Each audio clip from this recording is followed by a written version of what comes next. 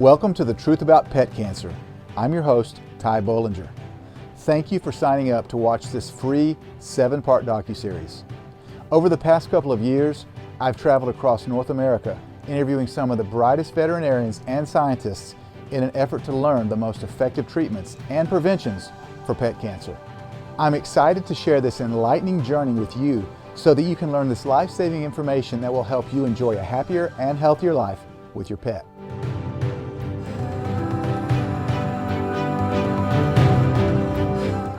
A recent Harvard University study indicated that merely owning a dog can make you healthier and happier. They even put out a Harvard special report entitled, "Get Healthy, Get a Dog." 60% of U.S. households own a dog, and 47% own a cat, according to a 2017-2018 National Pet Owners Survey conducted by the American Pet Products Association. My family is definitely a part of the 60% and the 47%. We have a German Shepherd named Grizzly, about a dozen cats, most of them I can't even remember their names, a thoroughbred horse named Black Thunder, a Shetland pony named Fluffy, and a mini horse named Beauty. So you might be asking, why would I be doing a documentary on pet cancer? Well, it's a very personal story for me. 22 years ago, my father, Graham Bollinger, was diagnosed with cancer. And he was dead within 25 days of diagnosis.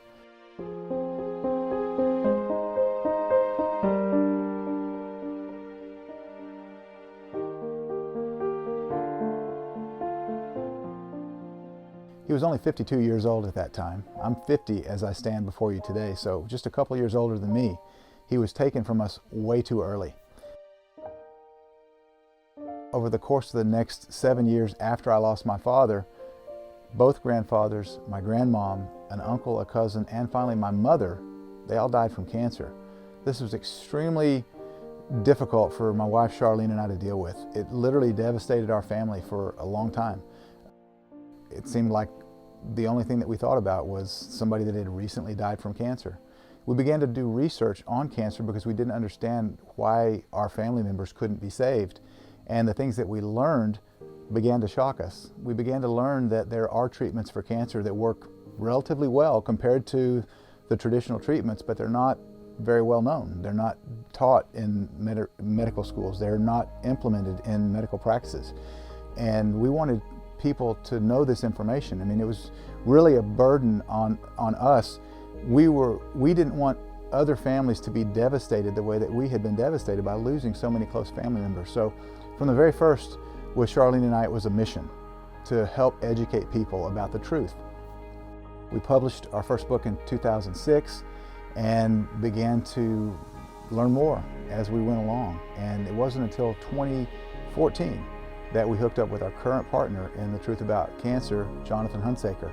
And we formed The Truth About Cancer and began to produce documentaries to get this word out even more, because what we had done in the past was minuscule compared to our audience now.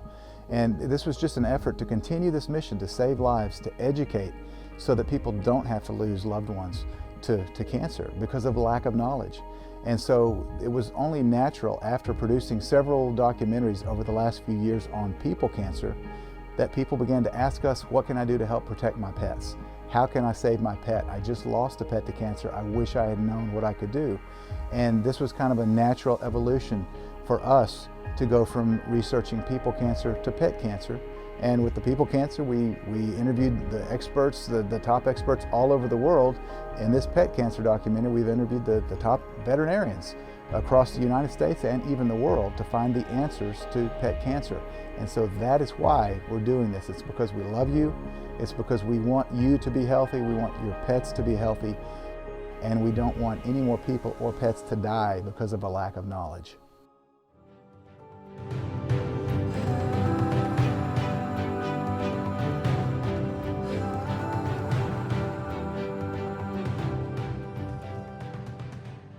So over the course of the next 7 days, you're going to glean some amazing, life-changing information from over 30 experts, including veterinarians, immunologists, medical doctors, scientists, and some proud pet parents. In episode 1, which you're about to see, we're going to uncover the true epidemic that is pet cancer, including some shocking statistics. We'll explore the current medical toolkit for treating pet cancer, and you'll learn about the war on cancer, the history of chemotherapy, and we'll attempt to determine how much veterinary research is truly independent.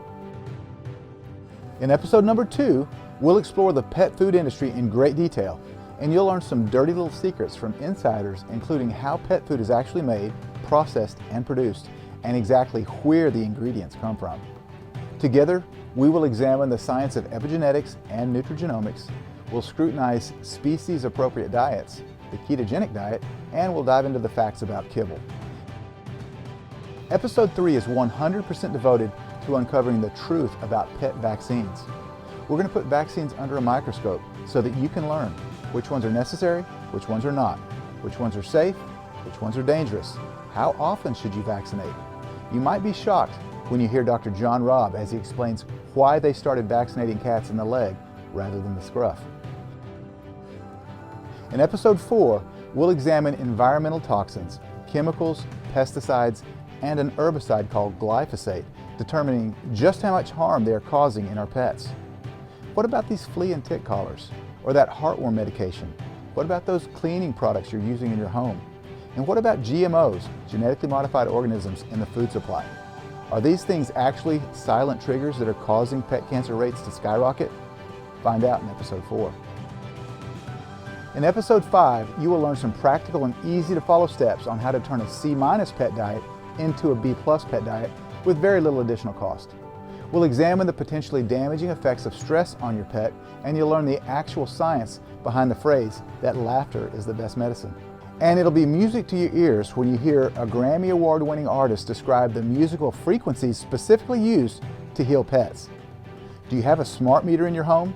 Then you'll definitely want to tune in to episode number 5. In episode 6, you'll hear from experts using cannabis to treat pet cancer, sharing the stories of their own pets and their patients. You'll also learn specific methods to incorporate essential oils into your pet's daily health regimen and even his or her oral health. We'll examine the science of homeopathy and homotoxicology, and we'll learn why much of natural medicine is currently not included in the educational curriculum at both medical schools and veterinary schools. In episode 7, we learn some secrets from Asia and discover the ins and outs of Eastern medicine. And you'll be able to learn from a veterinarian who had the first department of acupuncture outside of China, right here in the USA. We'll learn which roots, exotic plants, and herbs from the Amazon are the most potent at fighting cancer. You'll get an up-close look at innovative surgical procedures which are helping pets stay cancer-free, and we'll hear some encouraging words from pet owners about their survivors and thrivers. Without a doubt, over the next 7 days, you're going to learn some incredible and groundbreaking information that will change the way you think about pet cancer. So get your pen and paper ready, buckle your seatbelt, because we're about to embark on a journey that might even save the life of your pet or maybe even a family member.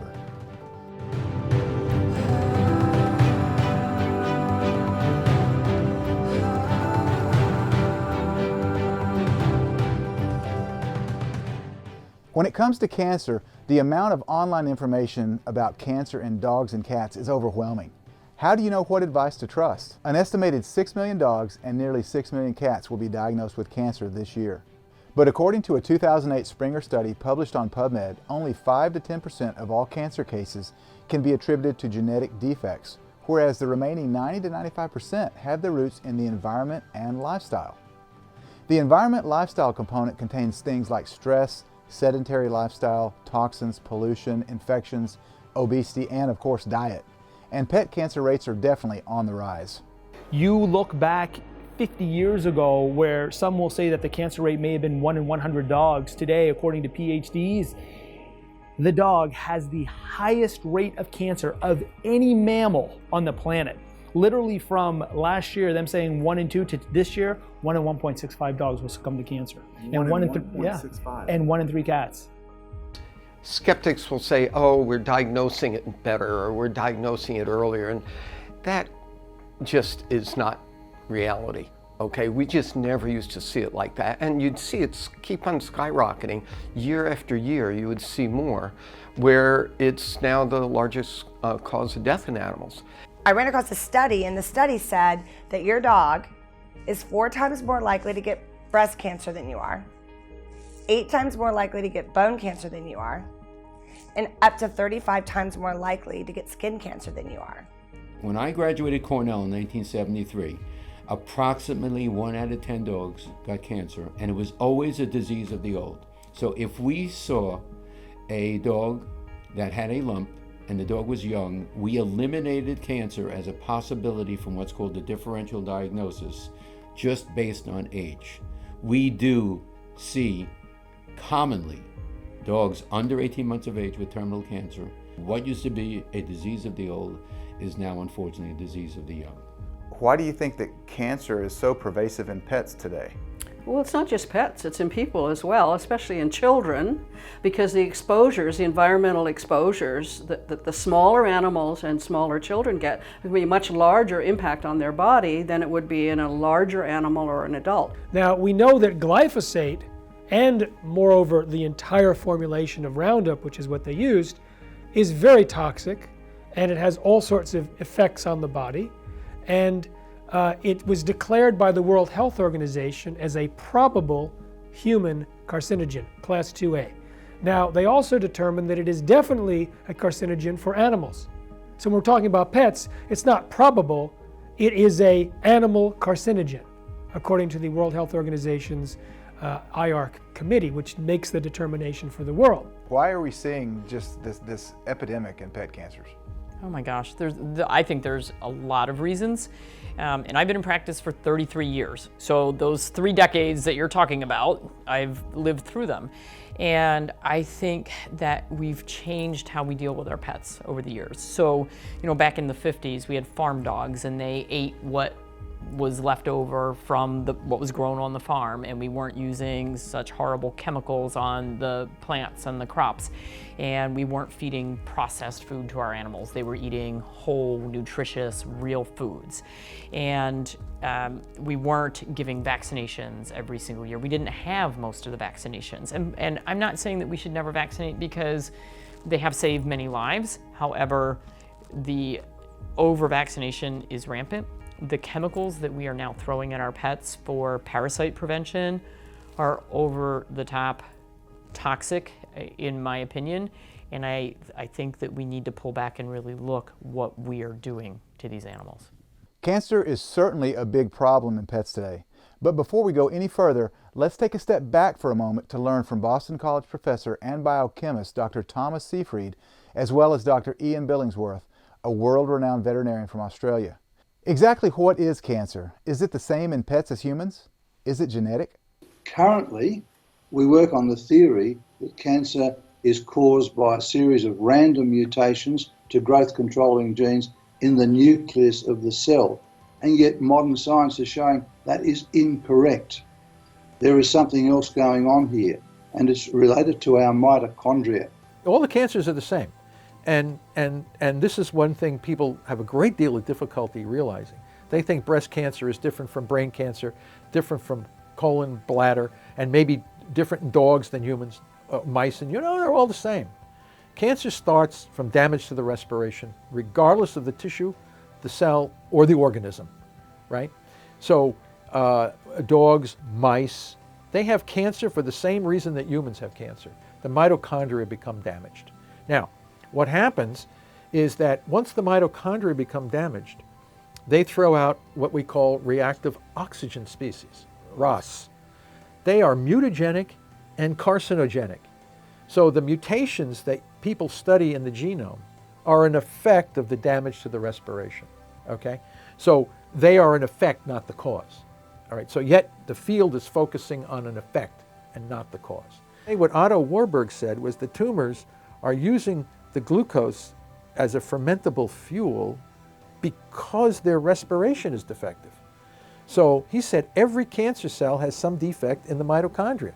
That causes the cell to fall back on fermentation. And the fuel for fermentation is glucose. So it became clear, if I lowered the glucose, and then when you raise ketones, all the normal cells of the body burn the ketone. Once you understand the biology of the adversary, you know how to design a therapy to match that. If you don't understand the biology, then you're constantly in the dark, and you're constantly producing therapies that are only marginally effective and toxic. It is a well-known and accepted fact that cancer cells burn sugar as fuel. Now, Dr. Seyfried just described modern cancer treatments as marginally effective and toxic. Do you know that most pet cancers will be treated with the same toxic and marginally effective treatments, the big three, as people cancer? That's radiation, chemo, and surgery. That's because these treatments are considered to be the standards of practice. What's called the accepted standard of practice is what you're judged by. And if the accepted standard of practice is to provide chemo or radiation or surgery, if you're not doing that, you're liable as a veterinarian. Okay? So the veterinarian, yes, there may be a financial interest, but also you're caught between a rock and a hard place where they're saying that's accepted standard of practice. So if your dog gets diagnosed with cancer and the doctor says, oh, they have to have chemotherapy, you put the dog on chemotherapy, immediately their health starts to deteriorate because they're being poisoned, right? And the doctor says, look how bad the cancer is getting. You know, this is a fraud.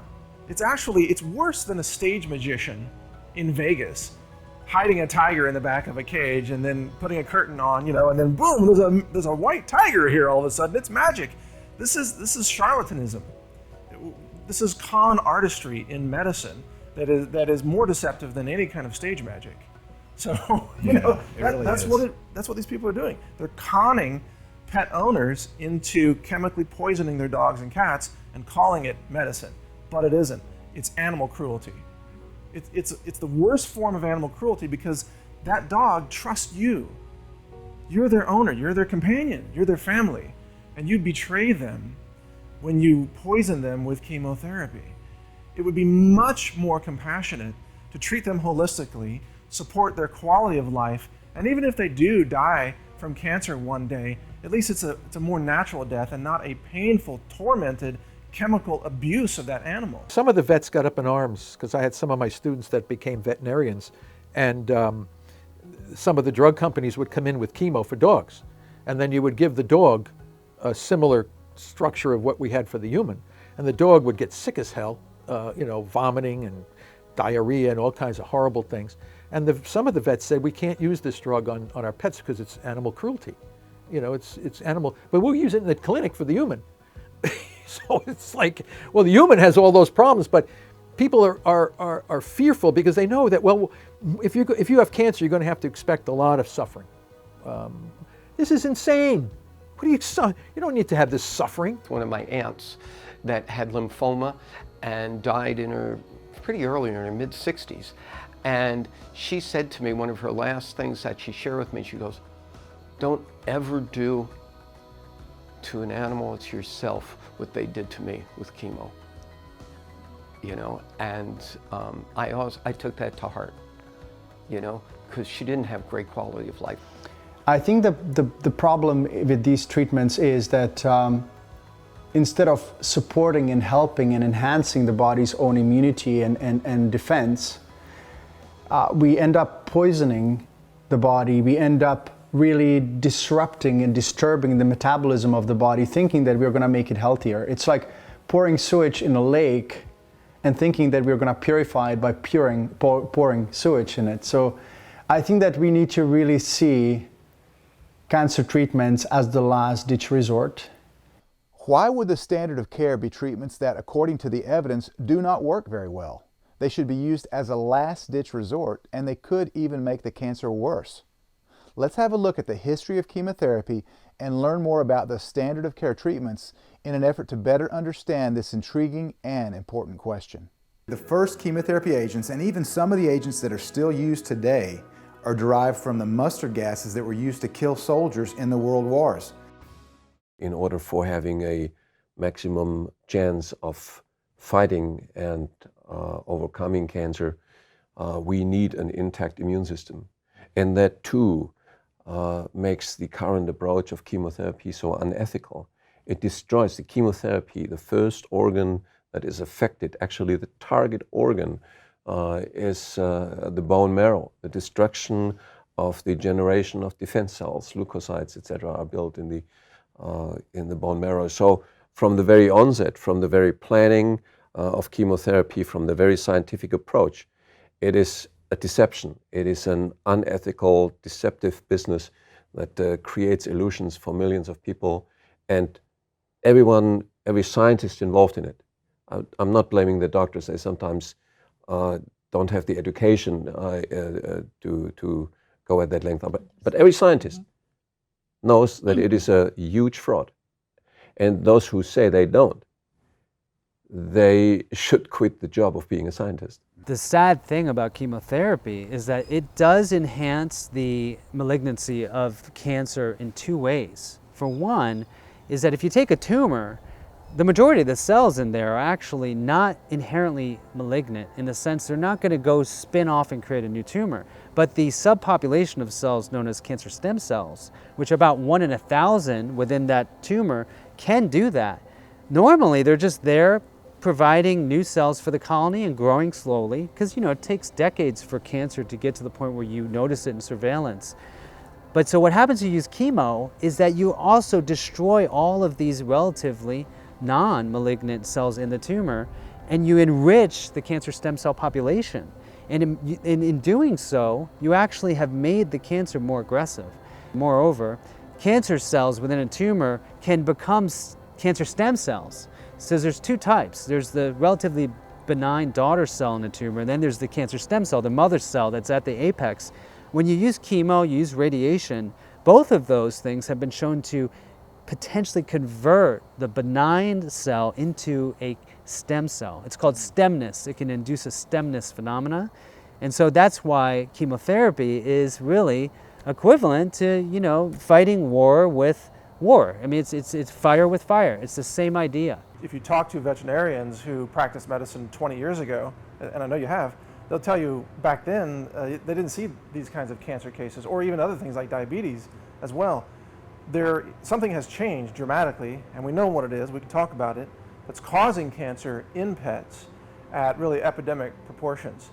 And sadly, what people are told about how to deal with them and how to treat it is the same nonsense that we're told for treating ourselves, which is just bombard the body with chemicals, which, as you know, causes more cancer. So the vet industry is failing the health of pets in the same way that modern medicine is failing the health of people. When my mother had breast cancer in '96, my whole family's medical, you understand, and all of them said, no chemo, no radiation. That's my sister, who's a pulmonologist, my sisters and sister-in-laws that are nurses. No one wanted her to go through that. The problem is that for most cancers, we are no better off. We have lost the war on cancer. If we have to use something that is known to cause cancer, radiation is immunosuppressive and causes cancer, to treat cancer, we failed in the field of healthcare, period. In 1971, U.S. President Nixon declared a war on cancer, but are we really winning this war in light of the fact that 90% of oncologists won't even take their own treatment? Is the cancer industry any closer today than they were then in finding a cure? Why does this perpetual war on cancer continue? And one of the reasons why this war continues is the money that are being made in this war. And this refers to the treatments, so-called treatments that are being used in cancer, namely chemotherapy and radiation. Chemotherapy uses the most powerful toxins known to humans, and these toxins, of course, are being sold to us as substances that can kill cancer cells, but these substances also annihilate healthy cells in the body, damage its organs, which make the recovery from cancer almost a miracle, impossible. And also the very substances that are being used to fight cancer are cancer-causing chemicals. So instead of eliminating cancer or curbing cancer, we are generating new cancers. People have to understand that the chemotherapy and radiation approach to treating cancers in any, for pets or animals is the worst possible thing that you can do based on the evidence itself. This isn't conspiracy theory. This is actually the evidence that is in the literature the treatments don't work and they can make the problem far worse. As you probably know, and most people are aware one way or the other, we are not winning this war against cancer. This is a war, one disease we know more than any other disease about, and yet, despite all that knowledge, we're losing the war. The treatments are creating the casualties. There is no question about that. To me, there's no such thing as like fighting cancer, and certainly we need to do research to look at treating different kinds of cancer, but I really think we should be emphasizing earlier. And as doctors, we don't do that enough. We're not proactive about that. And this is one of my big concerns right now. We're investing tons and tons of money to figure out how to treat disease, how to prolong, and especially in cancer, right? You know, we have the war on cancer, and we're all spending, you know, bazillions of dollars of human and financial resources trying to find better solutions to cancer. But cancer is not a surprise, right? I mean, cancer is a predictable outcome for biological systems. We don't need a war on cancer. What we need is actually an education system that starts to educate people on how we're connected. In every war, there are casualties. Rather than fight cancer, why not educate everyone about cancer's true causes and treatments, especially in our pets? One area where I believe we all could use some education is learning how to decipher exactly what are the ingredients in pet food. I don't know if you've ever looked at a label, but it can be pretty confusing.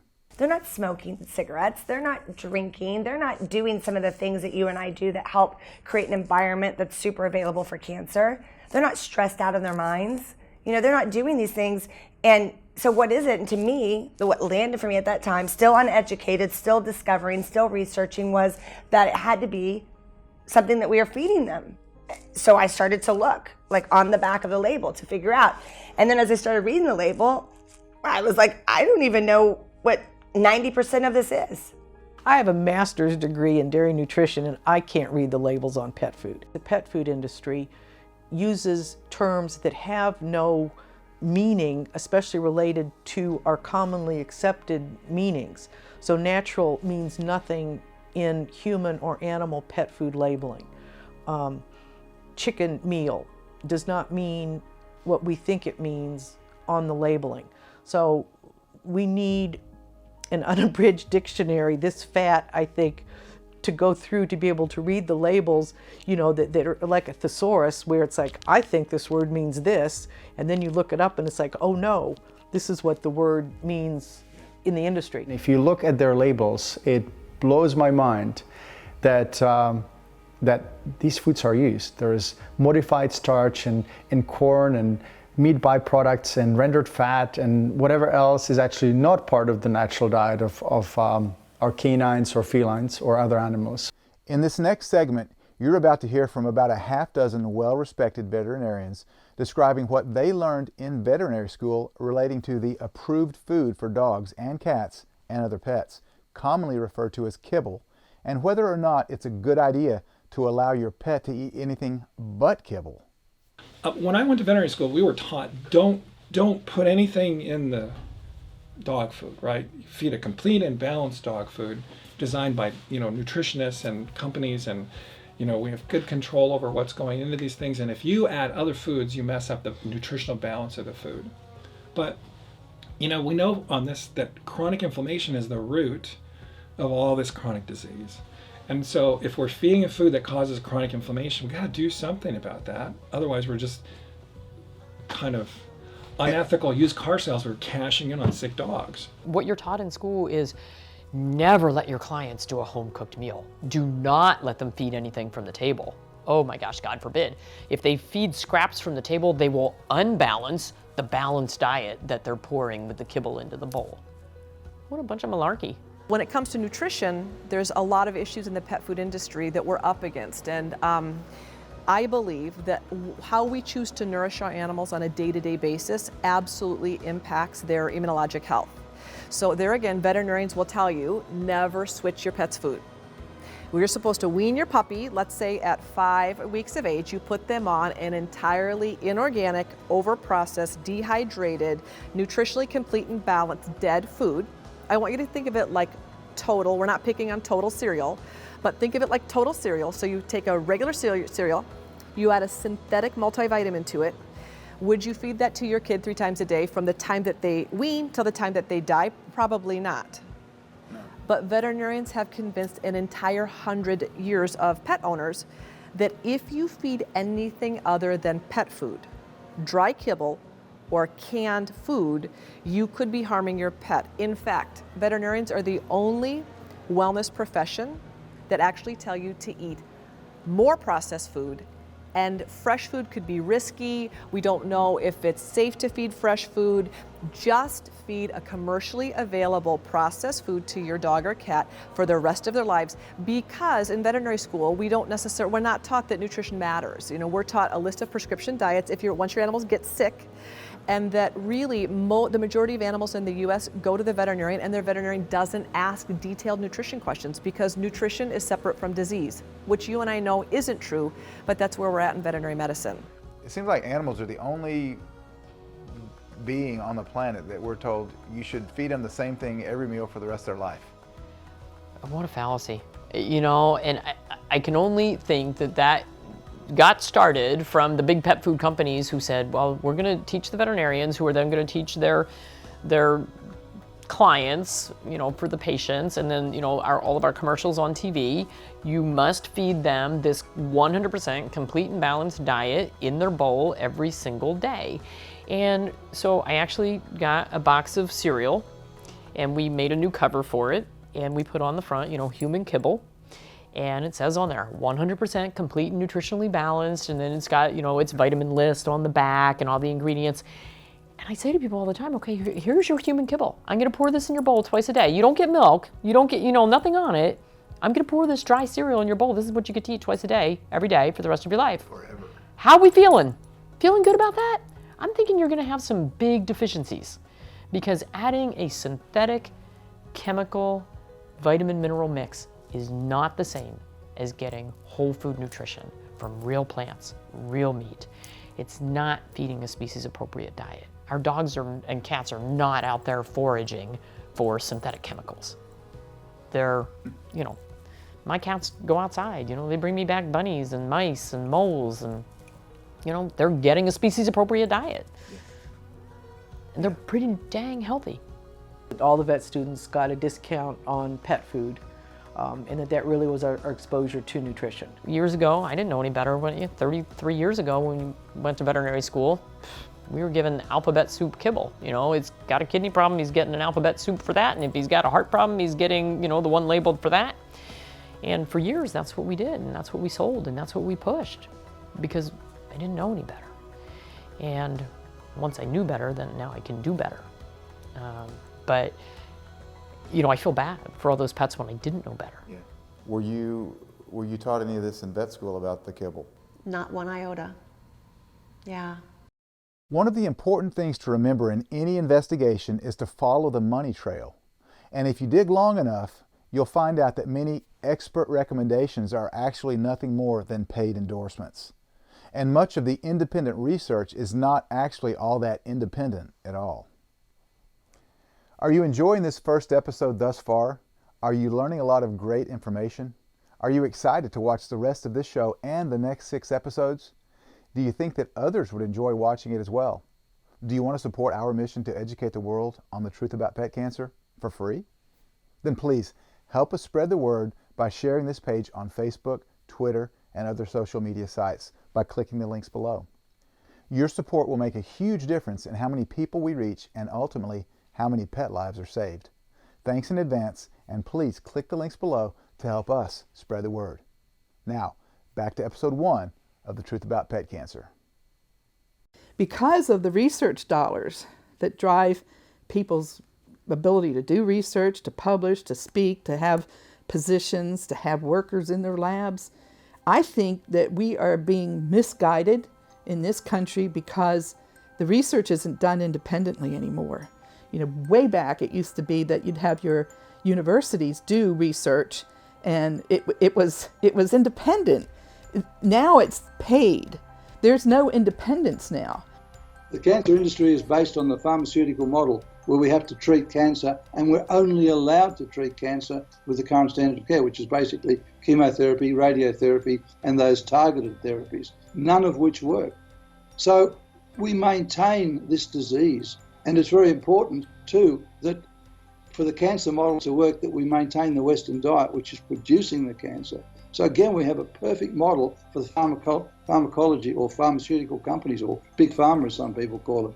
We have a Western program of nutrition that promotes the disease in dogs, cats and humans, and we have a pharmacological treatment that neither cures the disease nor prevents it, but it's the one that is allowed by law to be used. That's what a model. So, and we're feeding all these cancer patients into this program, and it's producing millions of dollars. In fact, in some countries, the pharmaceutical company, by its taxes, supports the government. So, wow, we are in all sorts of trouble until we can overcome this enormous model. There is no doubt that current medicine is based upon the pharmaceutical model. I don't think anyone would dispute that. But what are the ramifications? Have you ever heard the term iatrogenic? This basically means caused by medicine or by a doctor. How frequent are iatrogenic deaths? I think the answer will shock you. Medicine in the United States is the third leading cause of death in the United States, and that is just, you know, in medical, not just medical mistakes. It's drugs, iatrogenic damage. That doesn't even include over-the-counters, the things that people die from over the counter. You know, it is sad to know that doctors, the healers, are the third leading cause of death in the United States. It's like we worry about sharks, we worry about flying on planes, while ironically, and this is hard to say because I'm a doctor, doctors are more dangerous, in quotes, than any of these causes. And I think that, once again, I do not think that obviously we don't intend to harm, but I think that we've been taught a system that doesn't work, and that's a serious problem. That is a serious problem. I have a question for you. Why do some, mostly all veterinarians, promote the practice of feeding a commercial kibble diet, including prescription diets, to your pets? Let me ask you another question. Did you know that many of the pet food companies spend upwards of 6 figures being platinum sponsors at veterinary conventions? They donate big dollars to veterinary member associations, and they donate millions of dollars each year to veterinary schools worldwide, especially the 30 vet schools here in the USA. And did you know that, as unbelievable as it might sound, it's not uncommon for employees of pet food companies to actually teach veterinary students about pet nutrition? Where I went to school, there was a lot of funding provided by pet food companies. Now, I'm not suggesting that necessarily, you know, the education that I got nutrition-wise was definitively sort of, you know, steered by that funding. But I think it's a real good illustration of just how the Western medical field tends to look at nutrition anyway. You know, so just as a for example, you know, as a veterinary student, everybody in my class and every student in the veterinary school got a free bag of dog food from 2 different pet food companies every month. They did a really, really excellent job at buying brand loyalty at a very early age. And what the practical result of that is that most veterinarians, you know, they take a very oversimplified approach to nutrition. As vet students, we were all given free food from Science Diet from Hills. That was part of the program. So our nutrition exposure was pretty limited to like critical care nutrition, like in your, you know, medicine rounds for the really sick animals and trying to figure out how to feed them with feeding tubes, that kind of thing. And then the cattle rations, and then the food that we were getting from Hills for our own animals.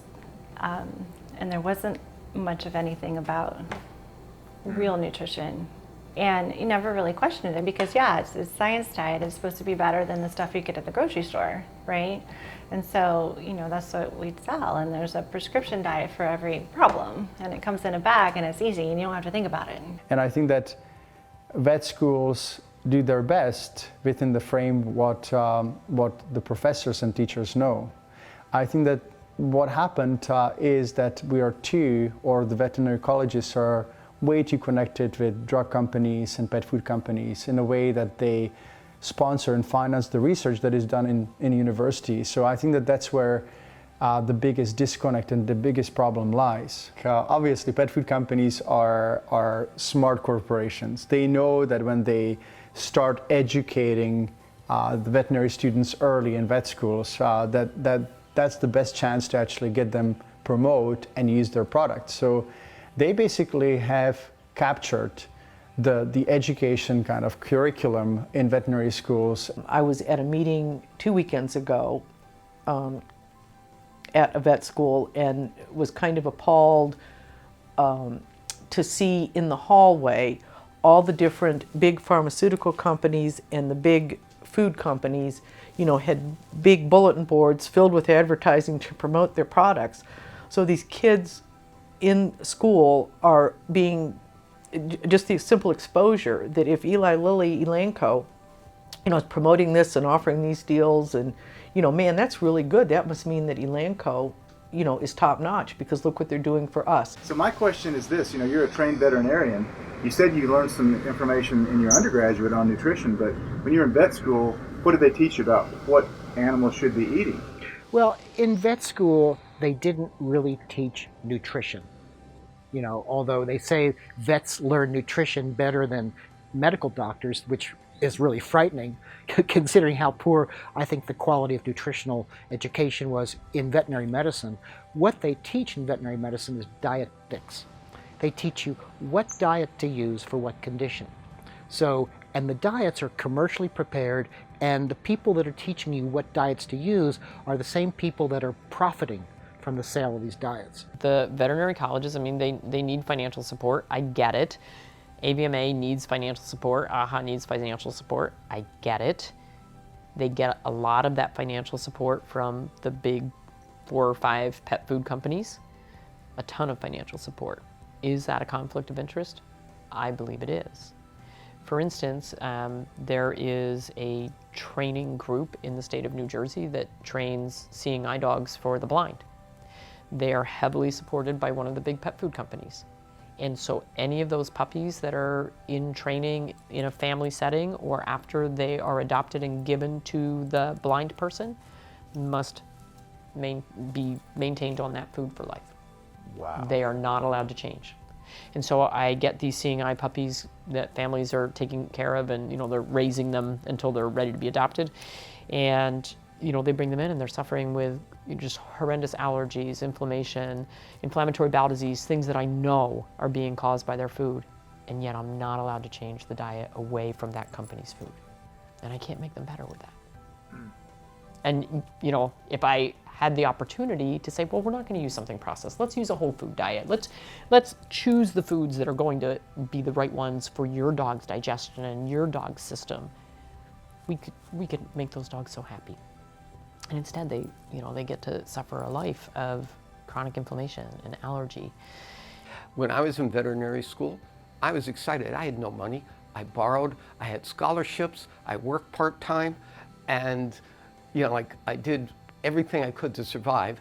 And I was elated that they were giving me free dog food, okay? And our nutrition course back then at Cornell, the nutritionist said, you are so busy with all your other courses. Here's all this information from different food companies, and just study that and you'll be fine. And so yes, it didn't quite feel right, but also you were excited that you got free food when you were trying to make it, you know, get through vet school. When I first got out of vet school, that's what I was feeding with those, and I thought I was doing a good job. You know, we're programmed. You know, you can't really blame veterinarians. We're programmed that that's okay. It wasn't until my cat started developing liver disease that I started questioning, what am I feeding them? Does your vet recommend kibble? If so, did they tell you that in 2014, 3 of the biggest pet food manufacturers were found to have aflatoxins in their pet food? Now, aflatoxins are known to be carcinogens. Did they tell you in 2015 one of the largest pet food manufacturers was found to have mycotoxins, which are fungal toxins, in their food, as well as different bacteria that the FDA determined to be qualifying pathogens and that they posed a serious threat to public health?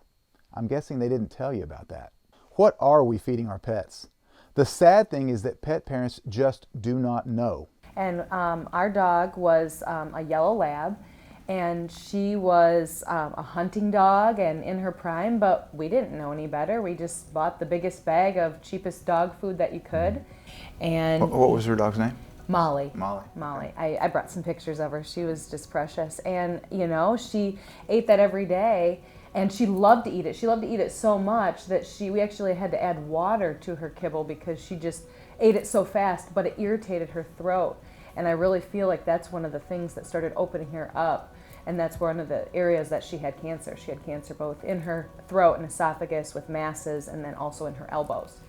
So it was pretty bad. And so what ended up happening with Molly? Well, she started having a hard time, and she was the one who would race the fastest and get this or that, you know, practice during hunting season first. And all of a sudden she started favoring one of her legs. And we had it tested, and they had found cancer. So they actually, they had to remove her entire arm. And it was so hard. And it's amazing because, you know, dogs and humans both, I mean, they recover like when they lose limbs and things like that. So it was hard to watch. And she really started regaining everything. And then literally they had a test done, and they had found out it had already gone into her bones. And literally within 8 weeks, we went back in, and she just something wasn't right. And they had showed an x-ray from August, and this was January, and the mass on her throat, you know, after she had the leg already removed, it had just exploded. It was huge. She was hardly being able to swallow. And everything was a strain, and so the next day we actually had to put her down. So it was really hard. It was the hardest thing I had to ever watch. You know, really holding her in my arms, watching her pass was horrible. What, if anything, did you do to treat it during that time? Well, I wish we would have known what we know now, but you know, her diet was definitely a huge factor, and she was so smart. She used to, whenever it was somebody's birthday, we would call someone up and we would have her bark happy birthday. And so my mom used to give her bread, and so she would put out the bread and the dog would bark. Well, she knew that song meant that she got bread. Well, as she got older and older, she ate more and more white bread, and my mom actually made her white bread every day while she was, you know, a grown dog. And, you know, like all of us, you know, when you're a pet owner, at first you follow all the rules and you do all the things you do, and then things start getting a little bit more lax and a little bit more lax. And really towards the end, she was eating a ton of white bread and just regular kibble, and, you know, so there was nothing that we did, you know, other than what any other pet owner, you know, would have done at that point, and that was just making her comfortable. Try to keep her comfortable. That's a sad story. But why are we failing when it comes to treating cancer with conventional treatments like chemo and radiation? Why are we making such little progress? Could it be due to a misunderstanding of exactly what cancer is? I think that's the reason why we're not making any major advances in the field, because they're treating cancer as if it were a genetic disease. Toxic chemo, what are they doing with toxic chemo? We're breaking the cell cycle of the proliferating tumor cell, because we know there are mutations that affect the cell cycle. So we're using toxic drugs to break the cell cycle. Well, that's true. You can kill cancer cells that way, but you also kill every other normal cell that's also dividing, like the ones that make hair. You go bald. You know, you have problems with your digestive tract. You have problems with any kind of normal proliferating cell using a global strategy to radiation will kill dividing cells because it creates oxygen radicals that cause these tumor cells to break apart and you die, but you also harm the normal cells. And then with traditional veterinary medicine, what do we do? Instead of strengthening the immune system, we suppress it. We give them steroids, we give them, you know, cyclosporin, we give them Apoquel, we give them all these drugs that are going to shut down the immune system. But yet they've got all this chronic inflammation. Now what's the immune system supposed to do? Cancer wants to come on board? no problem. The immune system has no way to fight back. And if we have a disease where our treatments are failing, we usually ask the question in medicine, do we genuinely understand what we're dealing with? I mean, with metastatic cancer, if somebody gets metastatic cancer, or a dog or cat gets metastatic cancer, that is a virtual death sentence. And we don't have the power to beat this disease currently using the current standard of care. So have to ask the question, do we understand what this disease is? Do we understand the science about how to treat cancer, or is it dogma? Let's learn more about what drives modern cancer research. Driven by a dogma. The dogma is that cancer is a genetic disease that must be treated along these lines. So there's a dogmatic view of what this disease actually is. And once that dogma starts to fragment, you're going to start to see an opening of these alternative approaches that are non-toxic, that are ultimately going to be more successful than what's been done currently. You know, and we have evidence to support this. It's hard to get funding for this work. You know, it's, oh, what do you mean? The NIH isn't interested. The NIH thinks cancer is a genetic disease. Everybody on the review panel thinks cancer is a genetic disease. If it's if they say, oh, your metabolism is very important in cancer, but the genes are causing the abnormal metabolism. No, it's the abnormal metabolism according to the genes. The genes are in effect, they're not the cause of this whole thing. Oh my God, you're telling me my whole worldview is upside down. And the answer is yes, it is. It's upside down. And look at the 1,600 dead people a day in the United States. That's the result of your upside down view of the disease. It's not a genetic disease in the sense that it's primarily caused by mutations. The mutations are a downstream event that occur afterwards. And we have looked at it as groups of scientists, and we're now looking at all those mutations and regarding them as the prime cause, and then trying to attack cancer by looking at the mutations and the protein products that those mutations cause. But that's not the primary cause. That they only occur because DNA repair processes were turned off by the mitochondria, signaling to genes like retinoblastoma and P53 and also the genes that are involved in cell reproduction, the so-called oncogenes. This is then the downstream events that cause those mutations. And we've looked at these effects of cancer and regarded them as the cause and tried to attack via those effects. Look at the board of Susan Komen breast cancer. Every one of the people, the scientists on the board of Susan Komen, thinks that cancer is a genetic disease. How do we know? Because we look at their publications. They're looking at gene mutations. Irrelevant. It's irrelevant. It doesn't make any sense. Consequently, more people get cancer and more people die. It's all in the textbooks. It's on the website of the National Cancer Institute. Cancer is a genetic disease. I have about 20 books here. Cancer is a genetic disease. So we indoctrinate physicians and scientists to read these textbooks and then go out and start studying all these mutations. We have the Broad Institute down here, $100 million institute studying mutations in cancer. It's irrelevant. Doesn't mean anything.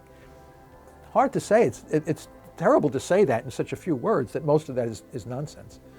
It's not going to work because it's not a genetic disease. They screen millions of cancer mutations, and there's so many, it becomes mind-boggling to even comprehend how many defects they found in cancer cells. So to help out, they bring in the IBM computer called Watson. You know, he can win Jeopardy, he's the best chess player in the world, he can store massive amounts of data.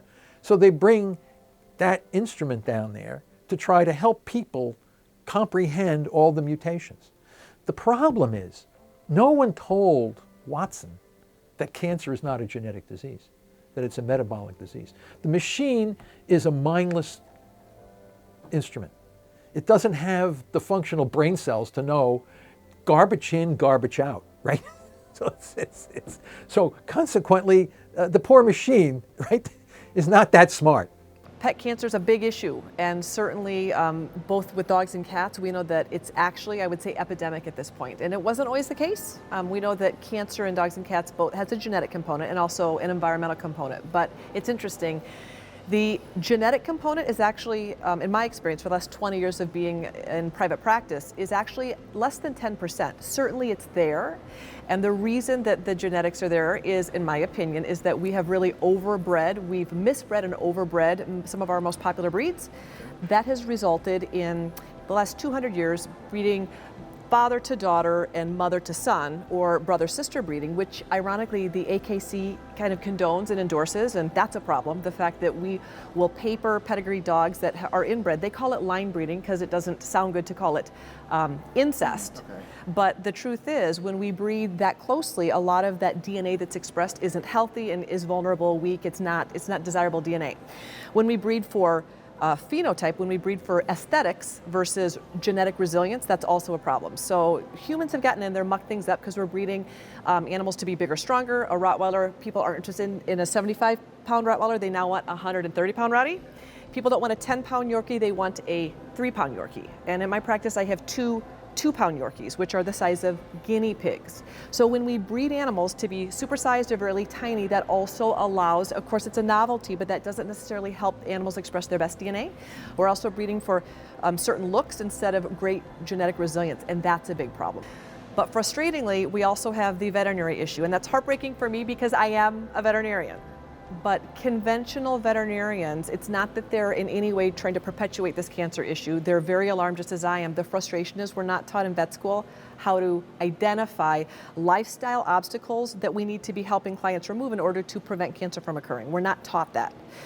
Veterinary schools in North America are reactive, which means we go to school and we learn how to identify symptoms of a disease and then what drugs to use to treat the symptoms, but we're not instructed or taught or mentored how to actually prevent disease from occurring.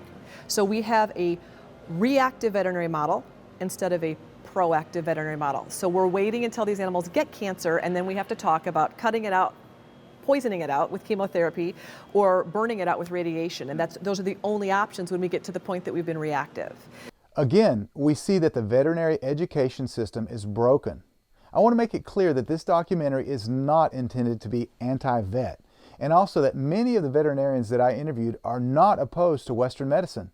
An integrative approach to health and wellness is what most vets are aiming for. Just like you and me, they just want pets to be healthy. I'm very grateful for it because I think it's necessary to have that foundation in medicine and primarily in, what we learn is pathology. I mean, what's normal and then what's abnormal, and then, the diseases and then the drugs or the surgery to help manage those diseases. I don't think there's time, for one thing, or any kind of emphasis on what it means to truly be healthy, what it means for an animal to be vitally healthy and thriving. There's a whole lot that goes into being healthy that is different than just preventing a disease or managing symptoms. To be clear, I had a very good veterinary education. I mean, I have no complaints about it, but veterinary schools teach veterinarians within the scope of I guess what we will call conventional Western medicine. So conventional pharmacology, conventional surgery, these sorts of things, and all of those treatments absolutely have their benefit. I to this day still practice Western medicine. I'm a really big fan, but what I came to learn over years of being a veterinarian is there are things that Western medicine can't address and can't fix. And what I learned from my studies as I began to learn things like Chinese medicine, acupuncture, herbal therapy, chiropractic, and just on and on, what I learned was there are actually many of these problems that Western medicine has a really hard time with. Complementary and alternative care actually works very well for. In fact, it's fascinating that there seems to be this almost sort of cosmic dovetail between the two, in the sense that where Western medicine tends to have problems is also where complementary medicine tends to do really well, and vice versa. So it's really just a match made in heaven. I learned more about the whole digestive process because it's not just about the food. that the animals eat. It's how their bodies are able to or not able to process them.